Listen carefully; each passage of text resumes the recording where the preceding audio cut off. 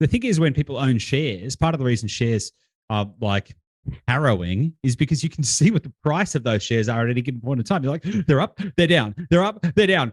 Should I buy it? Should I sell? Should I buy it? And it gets like, it's pretty anxiety inducing, right? The thing is, the same thing happens in the property market. Like if you overlay, two graphs, one of like daily property values and one of like daily share values, you're probably going to find they're going to look similar. They're not going to follow the same patterns, right? But they're going to look similar. The thing is that most people just don't have a measurement tool to be able to visually represent what that looks like for their individual asset at any given point in time, right? So they assume, right, because they'll usually get an assessment point or a reference point on the value at two very disparate points, right, apart. Could be 1 month, 3 months, 6 months, 12 months. And that usually happens when you're like, hey, I wonder what the value of my house is today. And I'll go speak to a real estate agent, which kind of can work. Or you'll go get speak to your mortgage broker and they'll order a bank val or something like that. But the thing is, the time separation between the moment that you bought it or the last time that you checked and that point could be months, right? If you only check your shares every 6 months, what do you think the likelihood is that the value would be higher than your last time you checked it? Generally, pretty good. Shares are more volatile, not an exact comparison, etc. But you get the point, right? Mm-hmm. If you could track the value of your asset as dictated by the emotion in the market on a per minute or a per hour or a per day basis, you'd probably nearly have a heart attack because you'd see the graph be all over the place like an ECG, right?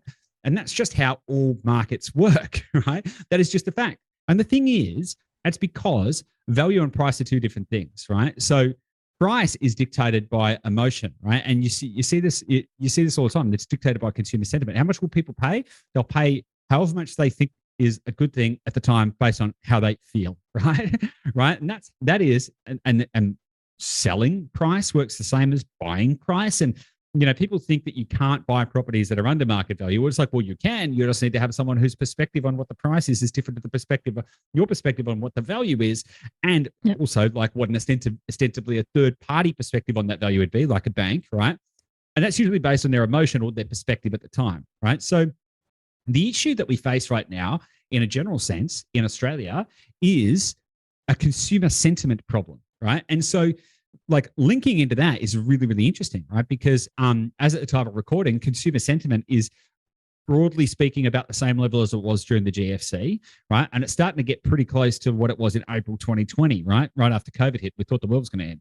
Anyone who was alive and kicking and doing stuff and paying attention to the world, what was going on in the GFC, right? That was like, holy smokes, the entire, monetary and financial system as we know it, the whole basis of capitalism is about to implode.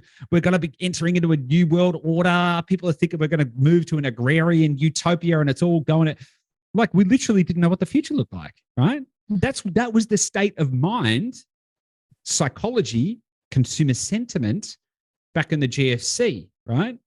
And it's almost the same level of confusion, doubt, and uncertainty as it is today. But the facts don't support it. At least during the GFC, there was like some like legitimate stuff going on, right? There's some legitimate actual problems. Those problems don't exist in the current market that there is today. Like look at unemployment, look at the amount of savings and the investment and all of this kind of stuff that we've talked about already. And so there's an interesting piece right there, right? Because if you could go back to April 2020, or if you could go back to whatever, like mid-GFC, when everyone else was freaking out, and you could go and buy property then, how many properties would you buy? You'd probably buy a ton of them, right? And part of the reason for that is because you would be going against the consensus thinking, because you would be able to see the opportunity that other people can't see, right? And so what I want to do, what I'm trying to do is I'm trying to like peel back the curtain, give people a torch and go, hey guys, take a look, because it isn't what you think it is, right? Right now is not what you think it is. And if you are able to think against the consensus thinking, you are going to be able to radically advance, asymmetrically advance when other people are contracting, right?